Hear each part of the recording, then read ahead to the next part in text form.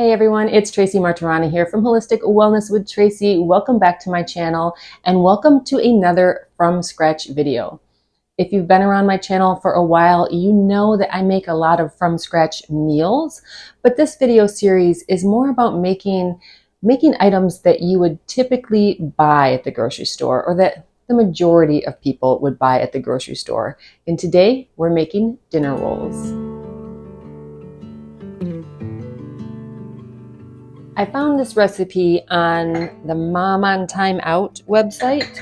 It's supposed to be the best dinner rolls, so we'll see. I have a cup and a half of milk that I am just warming. You could use a microwave. I have a microwave, but it's actually down in my basement because we don't use it very often. I find it's just as easy to heat stuff on the stove. Maybe takes a little bit longer, but you know.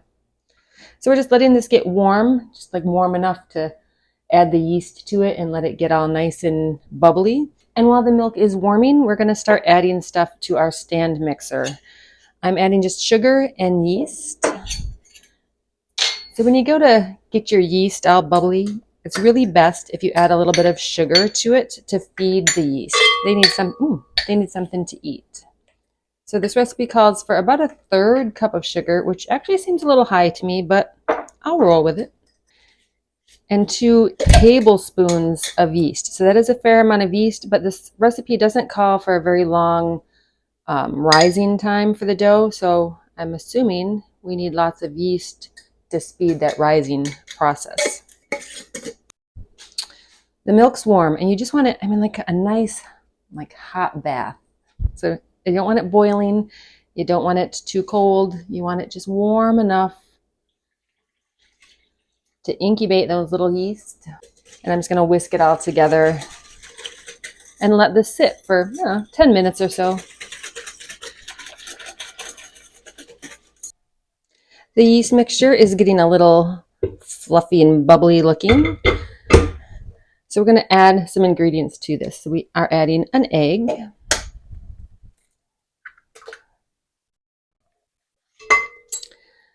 a teaspoon of salt. You have like 5 tablespoons of nice and soft butter. And then in this bowl, I have 5 cups of flour. The recipe says 4 to 5 cups. I put in 4 cups of all-purpose and then 1 cup of whole wheat on top. The recipe did not call for any whole wheat as written on the website, but I like to add just a little bit.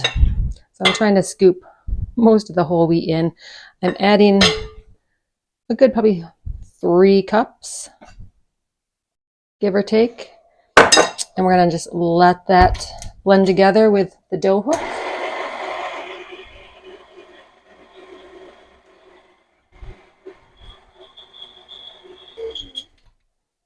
Just want to scrape down the sides, make sure to get all the flour incorporated.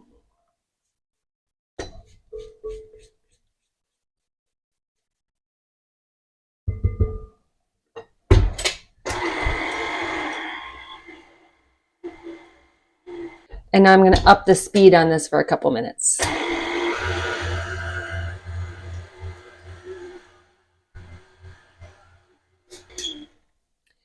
So after 2 minutes, it's all well incorporated.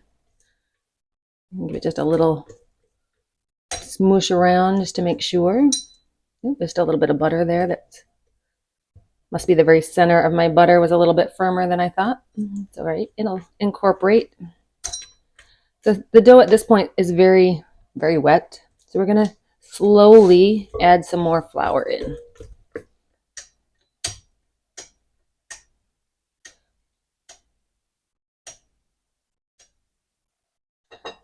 And we're going to do this about like a half a cup at a time.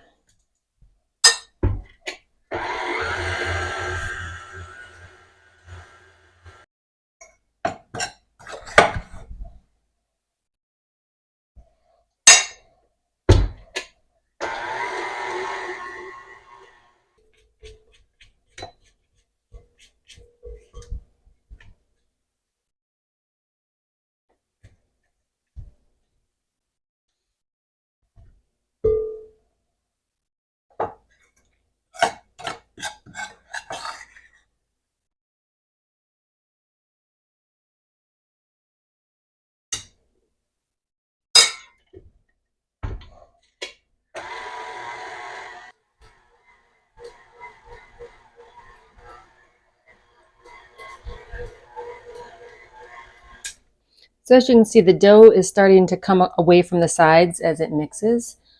I'm going to add just a tiny bit more flour and let this go for a couple minutes.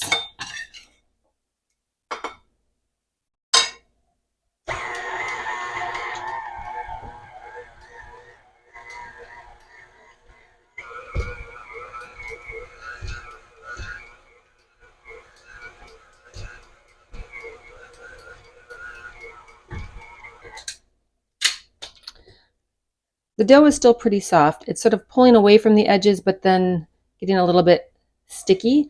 So I'm going to add just a little sprinkle more of flour. Let that go for a moment while I clean out the flour bowl. Okay, we're going to call this good.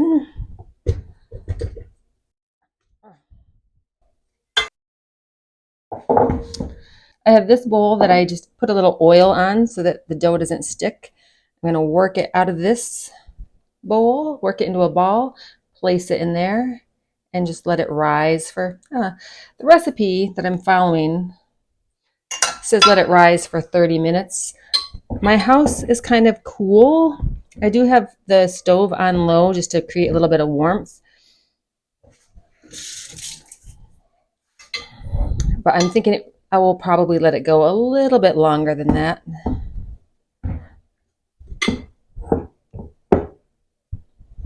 Just a little flour.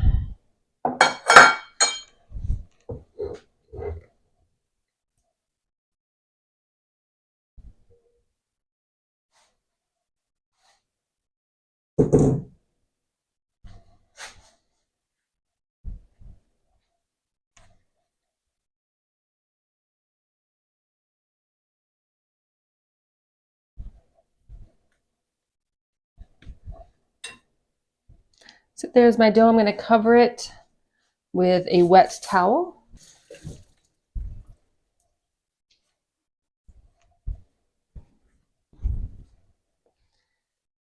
And set it here on my stove, which is the warmest spot in the house right now, while I clean up my mess. I'm just oiling up my 9x13 pan. That's where I'm going to bake the rolls.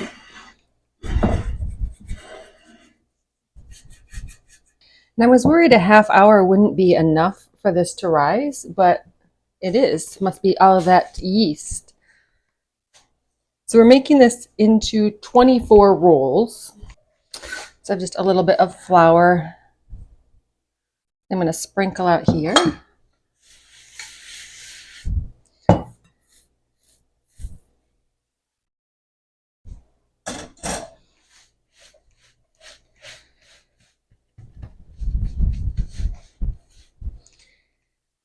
And then the fun part of trying to divide it into somewhat equal pieces. So I'm cutting it in half and then into quarters.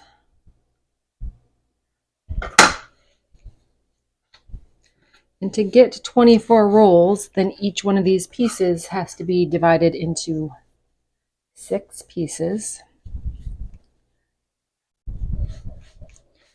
So I just sort of made just a uniform shape that I can sort of cut into 6 pieces. So I'm cutting it into half and making that uniform and cutting this into thirds. Will they be perfect? No, but that's okay.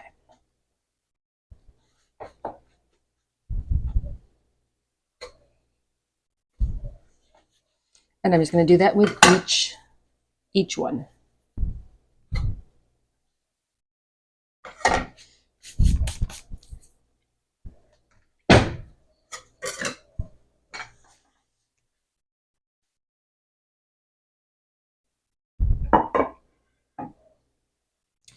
And now we're just making them into little balls, making sure they're nice and smooth on top and sort of folded under.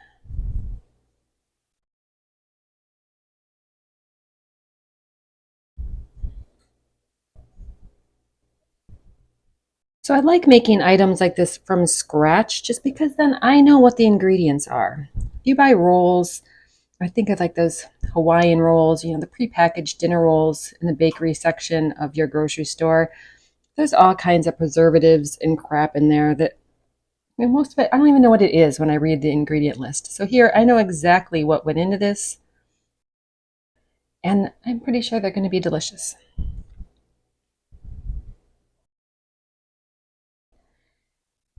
And I know you can freeze these as well. So most of us are not going to eat 24 rolls in one meal. So you can either plan to have them for a couple different meals, like a couple nights in a row, or you can take half of them and freeze them to use later. All in all, I'm probably spending a good 2 hours making these rolls. So yeah, that's not something you're going to do like every single week or on a weeknight for certain. It's definitely a weekend thing. Maybe do this along at the same time you're making some other bread or baking something else or cooking something else. Sometime when you're already in the kitchen doing stuff, right? I'm just going to cover this pan back up with that damp towel and let this sit on my stove just to rise a little bit while I preheat my oven.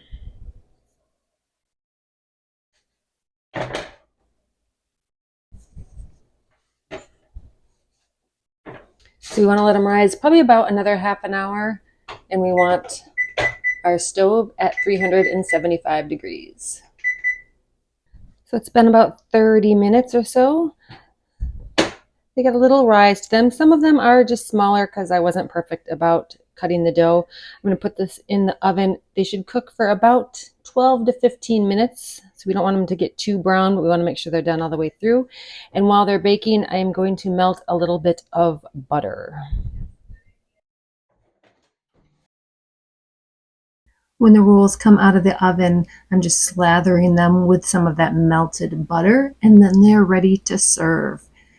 These were light and fluffy and oh so delicious, best served warm. Thank you so much for joining me. I hope you have a great day.